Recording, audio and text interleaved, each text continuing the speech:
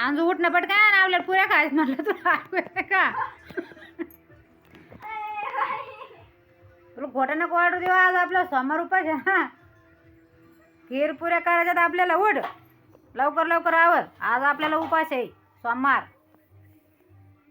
तुला आवडतात ना खीरपुरी? आज आपल्याला तीच करायचंय. मग आज आम्हाला खीरपुरी करायची. आज आम्हाला अंजलीला ना आज मला उपास आहे. आम्हाला खीरपुरी करायची आज. ज्याला सोमवार उपास असं आपल्या आवडीचं खायचं. आम्ही पण आज शिकरण करणार, खीरपुरी करणार आहे की नाही अंजली? आवर मग. किती वाजले आता? टाइम किती झाला? पटपट आवर.